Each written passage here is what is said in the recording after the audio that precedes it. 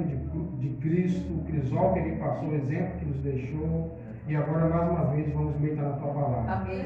Que o teu Santo Espírito conduza todo esse culto, assim como teve na escola sabatina, e seja mais um degrauzinho em nossa experiência espiritual. Amém. Colocamos em tuas mãos para que nós sejamos usados nesse momento.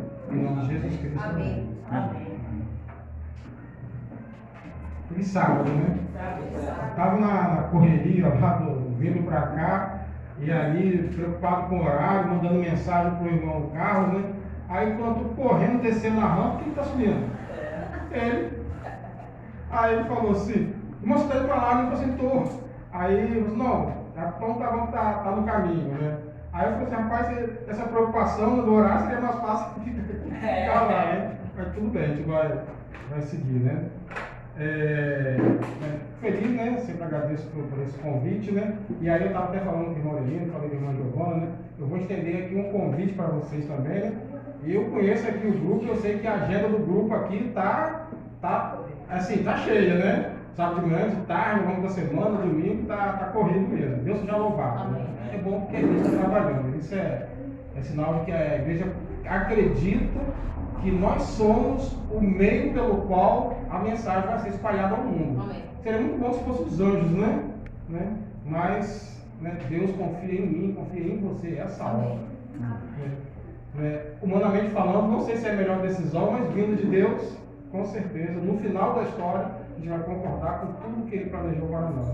Mas mesmo assim eu vou estender o convite, né? E aí seria até para os pequenos, né? Estou vendo as mocinhas ali atrás, ali, as crianças, né? No próximo sábado, né? 4 horas da tarde, a gente vai ter brincadeiras lá, né? A gente vai estar encerrando, né? O terceiro trimestre, né? Da escola sabatina. Vai ter a festinha dos talentos, né? Aqueles talentos que as crianças conquistaram ao longo do departamento infantil. Elas vão participar de brincadeiras também para ganhar mais talentos, então trocar por brindes, né? Brindes, brinquedinhos, né? Mas é muito interessante, né? Então, sábado que vem, eu sei que vocês estão com compromisso, né? Mas sábado que vem, quem puder ir lá, 16 horas, vai ser bem agradável, né? E eu vou dizer, estava até brincando com o Morelino, né? Assim, quando fala assim que vai ter um lanchinho para o pessoal fica mais motivado, né? E vai ter mesmo, né? As irmãs lá estão se organizando, né? Uma atrás da pipoca, outra atrás da gelatina. Teve uma irmã que falou assim, vou trago cachorro quente. Opa, a gente falou cachorro quente, eu não vou faltar, né? Mas, mais uma vez, né, obrigado pelo convite, né? Aí eu estava falando até de Morelino. Antes de eu começar a mensagem, eu vou falar. Quem não é inscrito no canal, inscreva-se, né? Aperte o sininho aqui de notificação. Cada vez que aparecer uma atualização, você recebe no seu e-mail. Né? A mensagem de hoje, ela vem trazendo uma história que você com certeza conhece. Né? Hoje já ouviu em algum momento. Está lá no Evangelho de João. Vamos abrir essa Bíblia no Evangelho de João? Evangelho de João, capítulo 21. Eu sempre trago minha garrafinha d'água, né? Foi tão corrida que eu não trouxe uma garrafinha d'água, mas peguei um copinho aqui, já deixei aqui, está aqui direitinho. Né? Evangelho de João, o discípulo amado. A gente vai ler o capítulo 21, último capítulo, né? O que aconteceu nesse momento da história? Relembrando que Jesus Cristo já tinha sido crucificado, já tinha ressuscitado, já tinha aparecido para os discípulos. Antes da gente ler o 21, lê o 20, versículo 19. Alguém pode ler para mim, por favor, aí, 20, versículo 19? Ao cair da tarde naquele dia, o primeiro da semana, estando trancados as portas da casa onde estavam os discípulos, com medo dos judeus, Jesus veio e se pôs no meio deles, dizendo: que a paz esteja com vocês.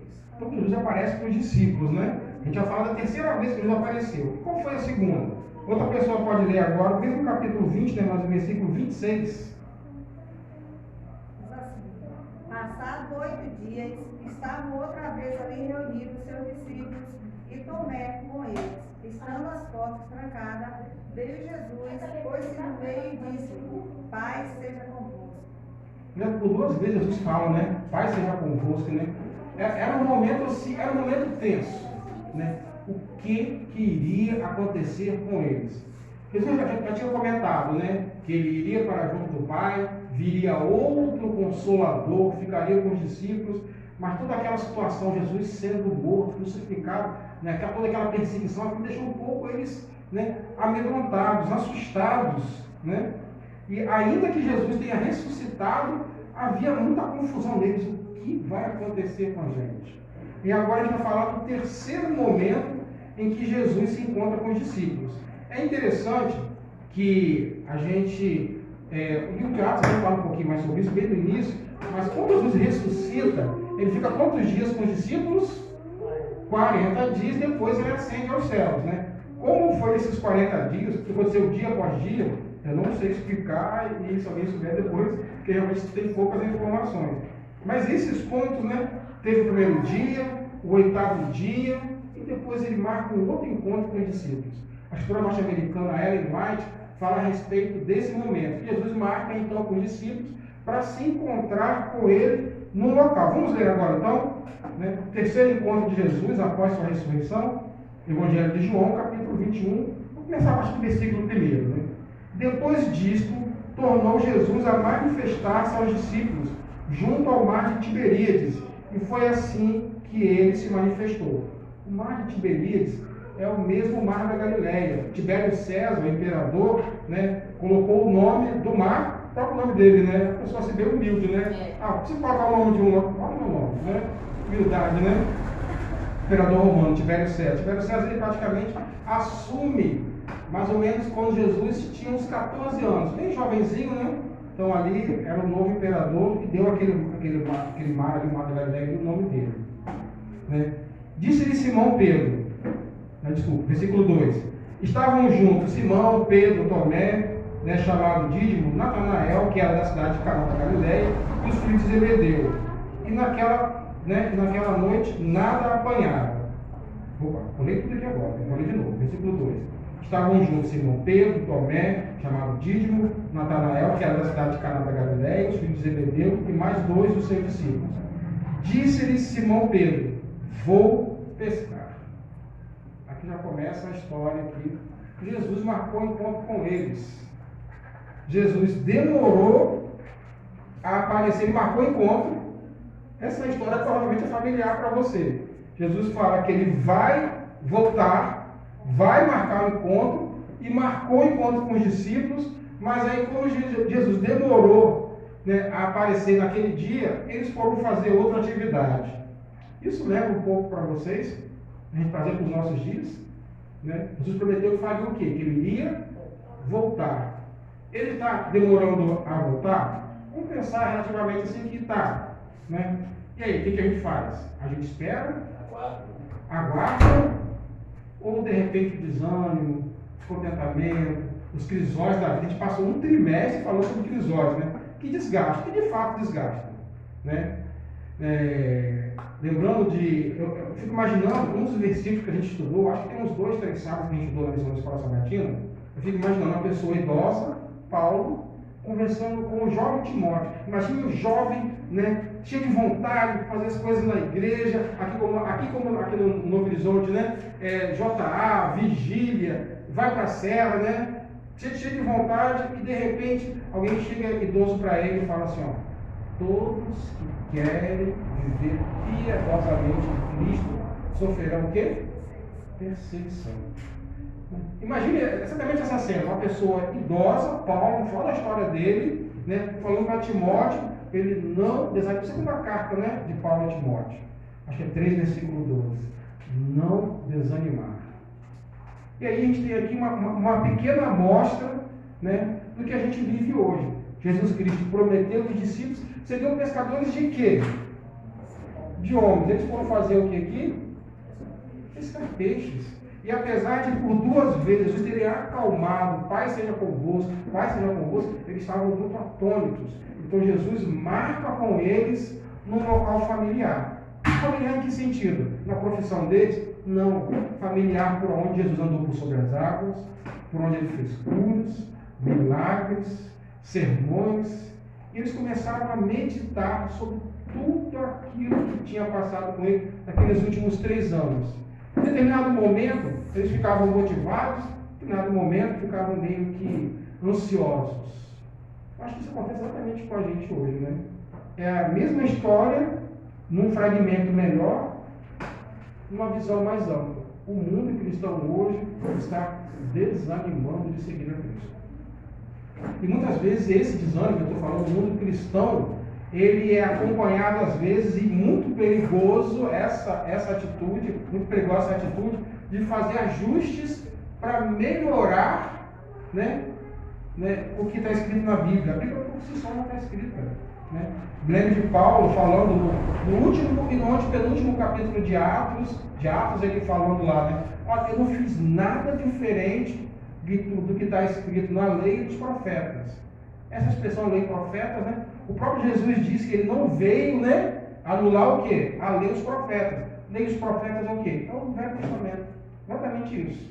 Né? Quando vier aquelas histórias do que a pessoa morre, vai para o céu, alguém do céu pode vir na terra, né? Lucas 16, né? Uma passagem que a gente precisa estudar um pouco com carinho ali para ver a coerência textual, né? Mas o que Jesus fala ali? Olha, não tem nada disso. Ninguém vai morrer para o céu, ninguém do céu vai vir aqui agora dar recado para ninguém, porque já basta o que está escrito na lei dos profetas. Aonde?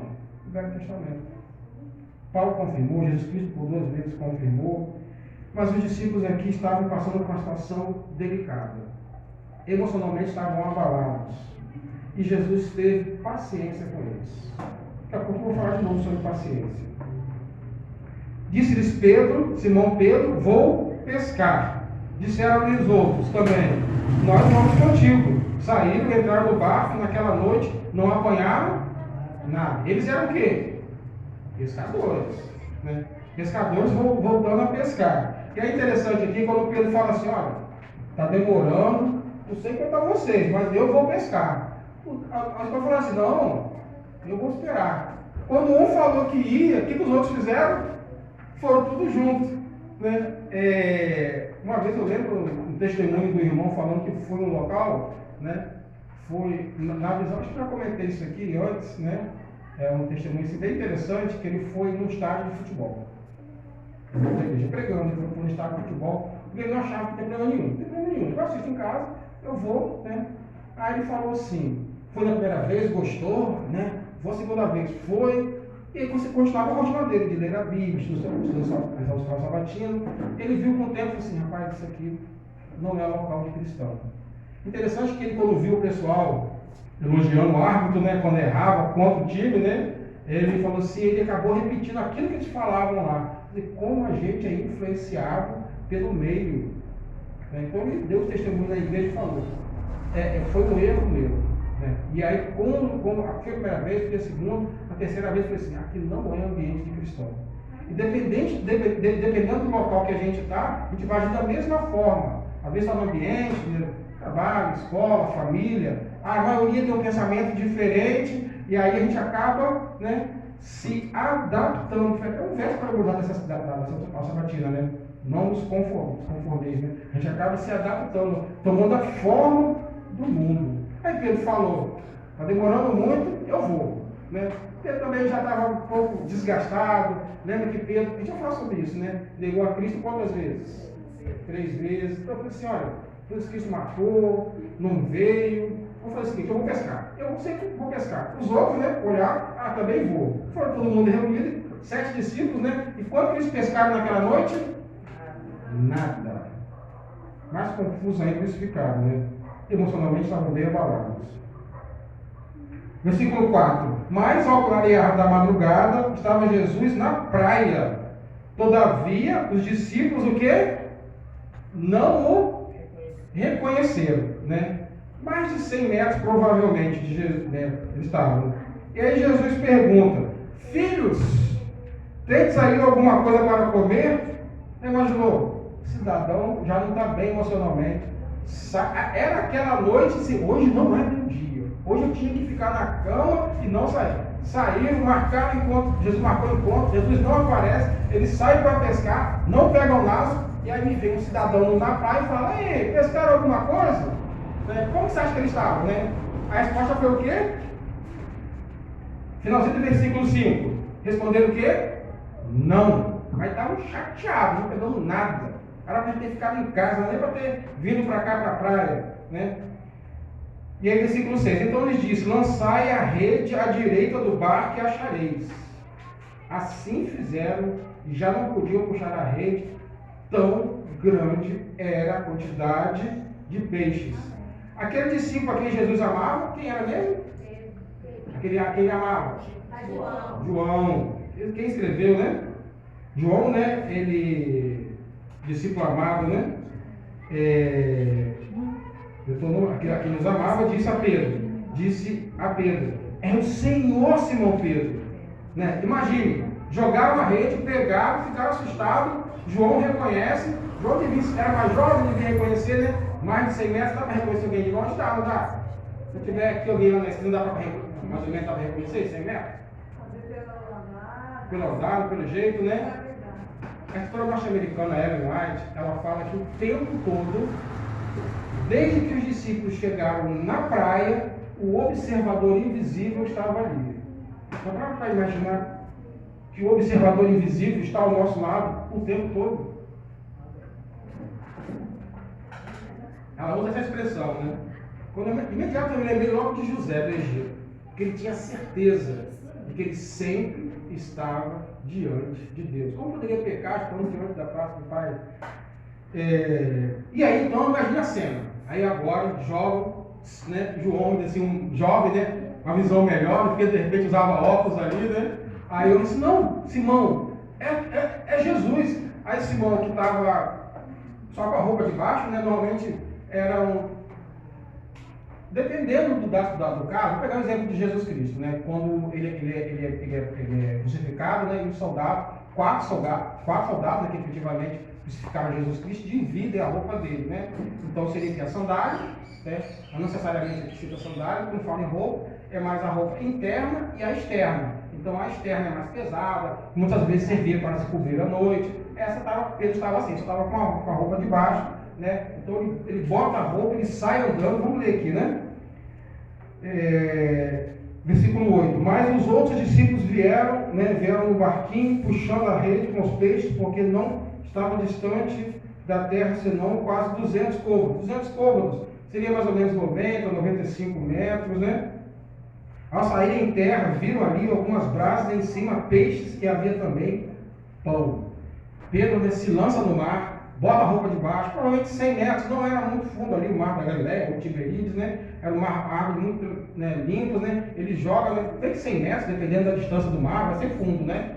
Mas ali não fala que Pedro realmente ele nadou, ele foi realmente andando. Então provavelmente não era muito fundo. Jogou a roupa de cima, foi andando, ele chega desesperado ali, meio atônito, né? Eu vou tentar dar um exemplo aqui. Não sei se vai ser um exemplo bom, mas eu vou tentar dar um exemplo aqui. Você sabe que eu sou criativo nos meus exemplos, né? Vou imaginar aqui, vou pensar no nome de uma mãe aqui. Giovana. Chutei aqui, tá? Chutei. Vou pensar aqui, na minha criatividade. Eu vou pensar que ela tem 2 filhos, né? Vou chutar os nomes aqui. Jean e Jéssica. Minha criatividade, tá? E aí, ela chega em casa e eles estão fazendo arte. Ela deixou a casa arrumadinha, né? O esposo dela, deixa eu chutar o nome dela aqui. O nome do esposo. É uma criatividade, olha linda. Tá? Tudo criatividade minha, né? Aí tá trabalhando, ela também saiu, foi resolver alguma coisa, voltou, aí estavam fazendo arte. Aí quando o pai e a mãe chegam, como fica a criança? Ela fica o quê? E agora, né? Aí eu lembro de uma irmã que fala assim: agora fica um cara de santo, né? Quando eu estava fora, fez um monte de bagunça, né? Aí agora eles chegam, aí ficam olhando assim um para o outro. Jesus pediu para a gente esperar, a gente não esperou. Eles tinham consciência que era para esperar, e eles não esperaram. E aí então Pedro, sabendo que quem puxou a turma para ir para o barco? Foi ele, né? Quem que negou a Cristo? Foi ele, né? Quem estava mais culpa no cartório, vamos dizer assim? Ele, né? Então ele se lançou, foi lá, atônito, querendo se justificar, querendo explicar. Aí de repente ele chega lá. E o que Jesus tinha deixado pronto lá para eles? Peixe e pão. Relembrando um pouco do milagre também, que foi bem ali próximo. Mas a pessoa, de repente, o filho, né? Que fez arte, esperando que o pai vai dar aquela puxada de orelha, e de repente o pai chega em casa, a mãe, e dá um presente, como um lanche. Eu passei na rua, vi aquela estufa bonita, né? Aí com um salgadinho ali, cara, né? comprei e trouxe para você. Olha o cenário como já muda. Aí Pedro já foi meio que tranquilizando. Aí ficou, vamos ler aqui. Ao sair em terra, viram algumas brasas, e em cima peixe, e havia também pão. Né? É inevitável, né? Não fazer essa comparação. Como que deveria ser o tempero de Jesus Cristo? Já imaginou isso? Será que tinha pouco sal, muito sal? Será que tinha pimenta, coentro, cebolinha? Né? Será que quando ele sovava a massa? Né? Aqui, não dá detalhes se foi um milagre, né? Se Jesus, né?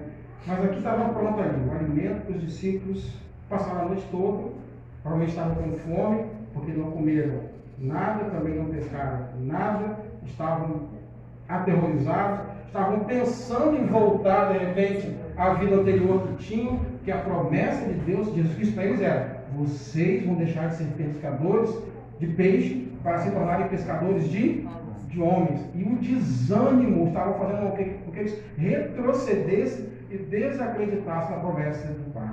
E assim o inimigo tem feito muitas vezes conosco hoje. Nós estamos desanimados diante das dificuldades, problemas. Eu fico muito confortável em falar sobre esse assunto, porque a gente passou um trimestre estudando sobre as provações que passamos na vida, que a gente nem imagina que deveria passar, mas são situações que no final da história vamos concordar com tudo que Jesus tem para nós. A boa notícia é: toda a Escritura fará muito sentido na eternidade.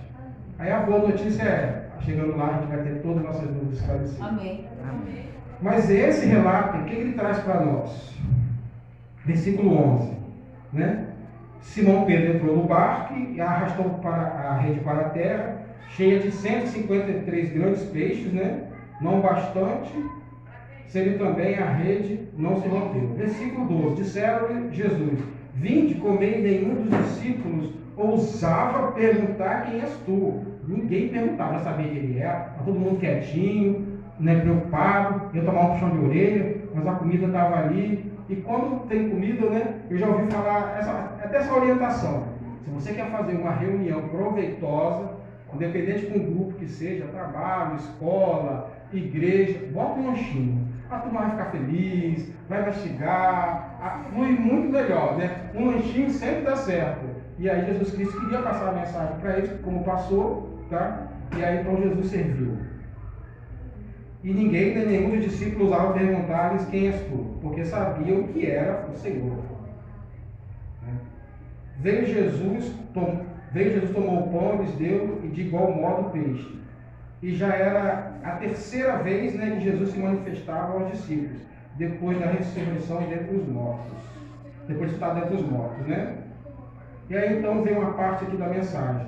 Essa primeira parte, essa segunda, vamos fazer uma segunda parte aqui. A primeira parte é para a gente meditar que Deus, é uma expressão que eu já ouvi isso há muito tempo na igreja, volta e meia eu ouço, e aqui eu trago também esse conceito. Deus não nos trata como nós merecemos, Ele nos trata como nós necessitamos. O que eles precisavam naquele momento? Era de uma advertência? Todo mundo que aqui já sabia que tinha errado. Eles precisavam mais uma vez serem confortados, e foram confortados. E aí agora, se tinha alguém ali com bastante culpa no cartório, né, era quem? Pedro. Ele que negou, ele que incentivou, ele que era sempre ávido, corria na frente. E aí então aqui, depois deles comerem, né, estarem mais tranquilos, Pedro queria oferecer também mais pão. Jesus falou: pode trazer mais peixe também, junta aqui com a brasa, vocês se pronto, pode juntar tudo que eu preparei. Jesus criou todo aquele ambiente. Aí Jesus bate no ombro de Pedro: vamos rapidinho aqui no canto aqui. Agora é a hora. Depois de terem comido, perguntou Jesus a Simão Pedro: Simão, filho de João, amas-me mais do que os outros? Respondeu. O que Pedro respondeu? Versículo 15.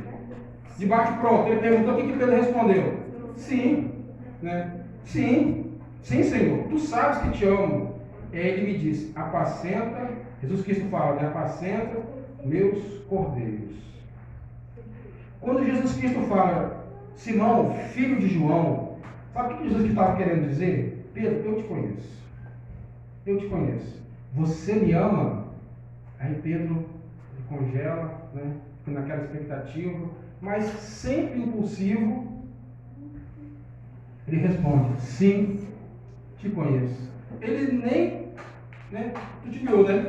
De bate-pronto ele recebeu a notícia, a pergunta, de bate-pronto, né? Ele responde: sim, Senhor, eu te amo. E aí, obrigado, Jéssica. Estou economizando aqui, estou racionando a água aqui, acostumado com a garrafinha, né? Mas está ótimo, obrigado, Jéssica, obrigado mesmo. Jesus então chama Pedro à parte. Ele fala: Pedro, eu te conheço, você me ama. Pedro diz automaticamente: sim, Senhor, eu te amo. Só que aí eu preciso aqui lançar a mão de um recurso que é a respeito da linguagem original, né? Eu gosto muito de um site, né? É biblia.com.br. É da igreja, né? Você pode pesquisar ali versões, né? Das traduções da Bíblia, né? Às vezes você fala assim: ah, mas a Bíblia, minha Bíblia é diferente da sua. Não, não é. Bíblia é uma só. As variações de versões, de interpretações, são grupos que se reúnem de historiadores, que preservam, Deus seja louvado por isso, eles preservam o que está no original, citações que estão em museus, o Códex Sinático, os manuscritos do Mar Morto, todos esses profissionais de tradução, esses arqueólogos, eles preservam exatamente como está na Bíblia. Eu estava vendo um programa da Novo Tempo, né? O pastor Michelson Borges estava falando que eles estiveram lá na casa publicadora, reunião com um grupo de estudiosos que fizeram a nova versão transformadora. Quer ver essa versão? Nova versão transformadora, bem interessante. E às vezes, né, na casa publicadora, eles ficam ali, né, 5, 6, 7 pastores, levam ali, como ele citou, né, ficam ali meio-dia de trabalho, né, para traduzir alguns versículos. Pegando, imagine agora um capítulo, um livro do Testamento, não é uma tarefa fácil. Mas nesse site bíblico.com.br tem lá a versão em grego. E aí vocês podem conferir, né? Quando você clica na parte de versões, aparecem várias versões lá. Em português acho que são 4 ou 5, né? E aí tem praticamente 3 tipos de amor na Bíblia, né? Ou referências ou variações de amor na Bíblia, né? Uma que ela vem com a original, que seria Eros. Eros seria, no caso aí, quando se refere ao amor de um homem com uma mulher, né? Até a raiz original da palavra, né? Da etimologia que vai gerar a palavra erotismo, né? Isso aí é um outro aspecto, né? Amor entre homem e uma mulher. E tem 2 que são bem interessantes, que é ágape e filéu. Já andaram por aí, já viram assim, comunidade evangélica, ágape, igreja, ministério ágape. Ágape é o amor puro, né? É o amor salvífico, é o amor demonstrado na cruz do Calvário, tá? E filéu, filo, né? É o amor de, o que a gente pode dizer? De 2 amigos que têm uma amizade muito grande, de pais e filhos, né? Pessoas, né, que têm uma amizade grande, né? O parentesco, parentes. Deu para entender mais ou menos a diferença? E aí, quando Jesus pergunta, eu vou falar igual o pastor Ronaldo, né? Repetir a fala dele. Jesus pergunta assim, né? Simão, filho de João, você me ágape? Né? O que ele está perguntando? Pedro, o seu amor por mim é um amor incondicional, de a ponto de dar a própria vida? E aí Pedro responde: sim, Senhor, né? Tu sabes que eu te filéu. Deu para entender aqui agora a diferença? Jesus não perguntou para ele filéu. Jesus perguntou para ele que ágape, e ele responde filéu. Tudo bem? Estou com mais água aqui, né? Vou tomar isso aqui, né? E aí então Jesus fala: apacenta os meus cordeiros. Conversa bem, pastor, mas não tem fim. Jesus pergunta a segunda vez. Diferente da primeira, a segunda pergunta? Não. E tornou a perguntar pela segunda vez: Simão, filho de João, tu me amas? A mesma coisa, né? Pedro, tu me ágape? Aí Pedro ele já começa, né? E responde: sim, Senhor, tu sabes que eu te filéu. Mais uma vez. Consegue entender que Jesus ele tem uma expectativa com Pedro, fala com Pedro sobre o que ele gostaria que fosse a manifestação de Pedro por ele, mas Pedro lhe fala assim: Senhor, eu não te amo, eu te filéu. Meu amor não é um amor incondicional, meu amor é um amor de pessoas que se dão bem, de amizade, pessoas, é esse amor que eu tenho. E aí então agora a surpresa vem na terceira pergunta.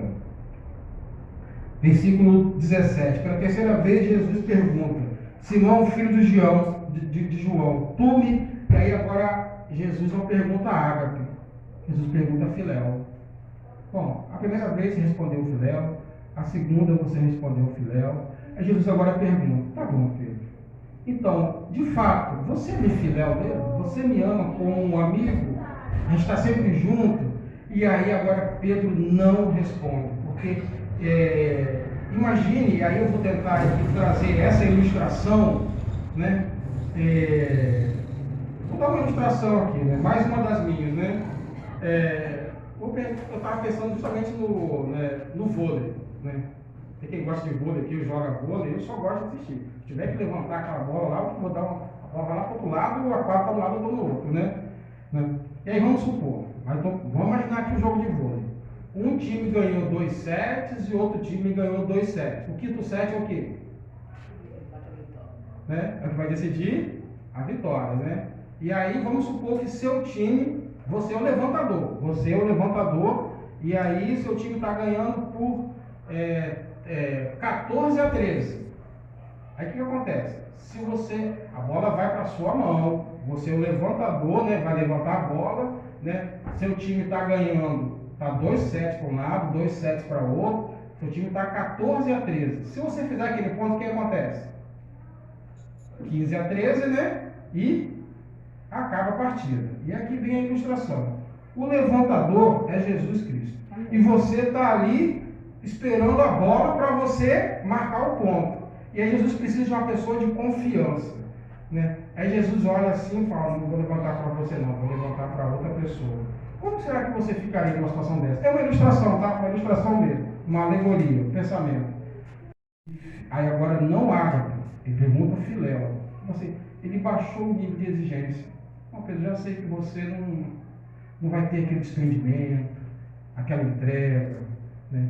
Aí imagina como Pedro ficou, né? Enquanto ele estava respondendo: não, Senhor, eu te filéu, não, né? Fugindo da resposta ali, né? Mas aí agora mas agora é Jesus que diminui o nível de exigência. Eu não posso pedir muito de você. Suficiente. Filéu, você, né? Não vou perguntar mais água. Pela terceira vez, Jesus pergunta agora, mas com outro foco. E aí então a resposta de Pedro qual é? Tu sabes, ele não responde, tá? Ele não responde. Aí Jesus já tinha chamado ele, né, Simão, né, filho de João. Eu te conheço, você me ama, mas a terceira vez era você o filéu. Ele baixou o nível de exigência. E Pedro respondeu: Senhor, tu sabes todas as coisas, tu sabes que eu te amo, né? Filéu, né? Jesus lhe disse: apacenta as minhas ovelhas. Nesse momento ali, Pedro ele cai num profundo exame de consciência. Nem o Senhor confia tanto em mim assim.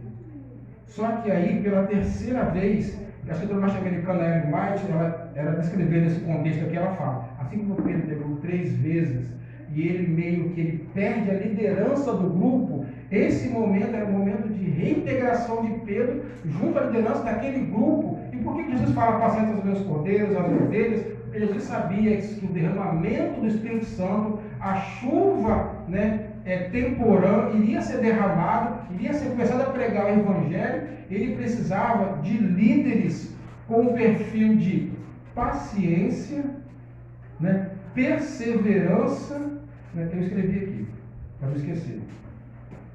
Tá, são 4 características que a escritora norte-americana fala. Que Jesus estava preocupado com os novos conversos que viriam através da chuva serôdia. Ele queria líderes que tivessem 4 características: cuidado, ternura, paciência e perseverança. E ele olhava para Pedro, e ali Pedro ele é reintegrado. Foi um momento assim forte, de grande exame de consciência. Mas Pedro ali, ele era reintegrado. Vamos seguir. Versículo 18. Em verdade te digo que quando eras mais moço, tu te cingias a ti mesmo e andavas por onde querias. Quando, porém, fores velho, estenderás as mãos e outro te cingirá e te levará para onde não queres. Aí que vem a explicação dessa expressão. Disse isso para significar com que gênero de morte Pedro havia de glorificar a Deus. Depois de assim falar, acrescentou, segue. Então, ou seja, Pedro estava reintegrado, mesmo Pedro sabendo que ele iria morrer do mesmo jeito que Jesus Cristo morreu. Pedro, então, ele assume, ele sabe quem ele era, ele abre o coração para Jesus Cristo, tem um momento de reintegração, ele volta a ser um grande líder. Né? Como tem sido a sua oração diante desses crisóis da vida que nós temos passado? Muitas vezes esquecemos da promessa do Mestre, mas nós temos um Deus paciente e amoroso. Tem um louvor que a gente vai ouvir agora, vamos cantar todos juntos, né? Mas o que eu queria deixar de mensagem para vocês aqui é, primeira parte, temos um Deus paciente e zeloso que sabe das minhas e das suas falhas. Amém. E quer sempre estar conosco, nos protegendo, nos guardando, nos livrando de todo mal. E independente das circunstâncias do mundo, se elas nos deixam muitas vezes desesperançosos, ou inimigo de Deus que busca sempre nos desencorajar, nos desanimar, aleluia, glória a Deus, temos um Pai amoroso que quer estar conosco nos céus e está ávido desse grande momento, desse grande encontro. E assim como foi com Pedro, assim é com cada um de nós. Ele espera que cada vez nos coloquemos em suas mãos para que nós sejamos transformados. E os pecados que cometemos, os deslizes, os desapontamentos que levamos às vezes, muitas vezes chegar ao céu, não entristecem ao Mestre, porque nos conhece, Ele quer nos ver junto. Ele está muito mais desejoso de nos ver na caminhada celestial, de nós mesmos muitas vezes nos preparar. Precisamos dominar a nossa mente, isso é um outro assunto muito mais extenso, mas precisamos dominar a nossa mente em cultivar pensamentos saudáveis, porque o inimigo quer nos desencorajar, mas em nome de Jesus Cristo Ele vai nos ouvir. Amém.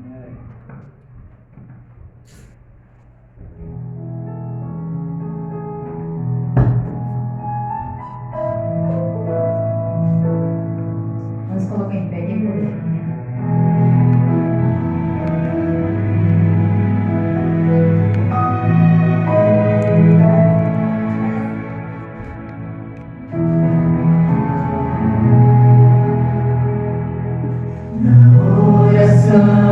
Erguemos nossa voz ao céu,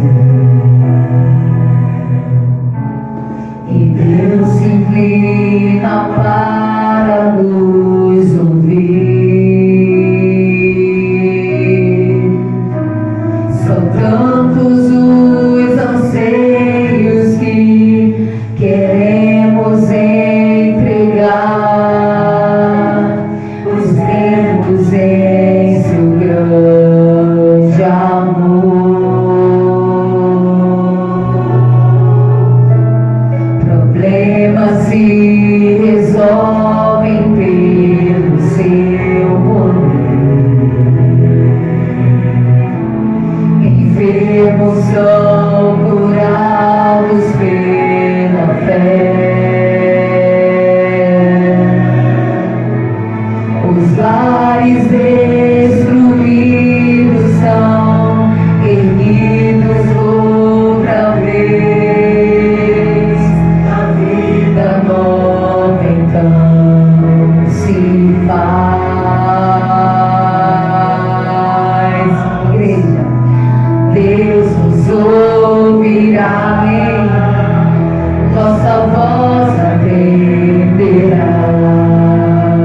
Se com fé nos achegarmos aos seus pés, Santo é nosso Deus, amém. Grande é seu poder, nosso coração humilde em contrição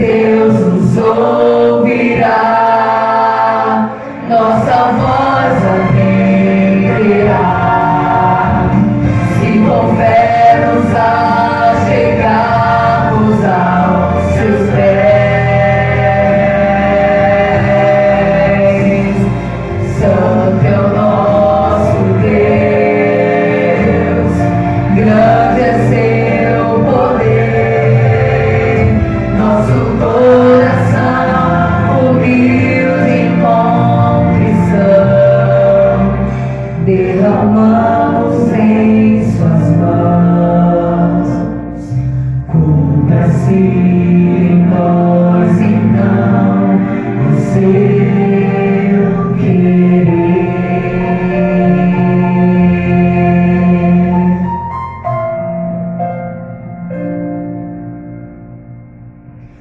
Cumpra-se em nós então o seu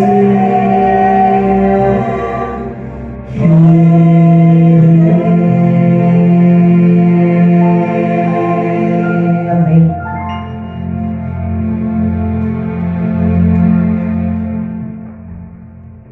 Vamos conversar com Deus. Grandioso Pai que estás nos céus, Amém. ansiosos, desejosos de resposta, às vezes nosso coração encontra-se num turbilhão emocional. Realmente.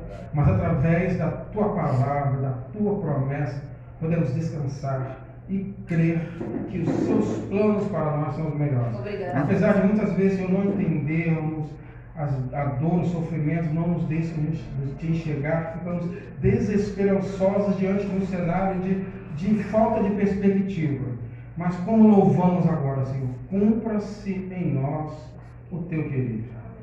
Os nossos familiares, amigos, que possam ser atingidos através da Tua mensagem por nós, Senhor. Somos fracos, somos falhos, somos limitados, erramos, caímos, ficamos muitas vezes desencorajados, desanimados, mas é o único instrumento pelo qual esse mundo vai receber a grande esperança, a grande mensagem de esperança de que breve Teu Filho amado virá nas nuvens dos céus. Conforte os nossos corações, Senhor. Precisamos do Teu Santo Espírito a cada dia nos confortando. Cada vez que abrimos a Tua palavra, possamos ter um encontro dessa forma, sermos transformados a nossa mente, estarmos capacitados para sermos testemunhas e pregarmos o Evangelho e mais ainda, Senhor, encontrar o Teu Filho amado nas nuvens dos céus, Glória a Deus. quando vier neste mundo com Amém. poder de grande glória. Amém. Aleluia. Despeça-nos, Senhor, para as nossas casas. Mais uma vez clamamos por esse sábado, por mais um sábado, que é um sábado de milagre, um sábado de transformações em nossas vidas. Guia-nos, Senhor, mesmo em meio às veredas deste mundo tão tenebrosas, mas há águas tranquilas. Que a coroa da vida que foi prometida e que está reservada não saia do foco da nossa missão neste mundo, pois temos um grande encontro nos ares e vai ser maravilhoso, Senhor. Entender definitivamente esse grande amor demonstrado na cruz do Calvário.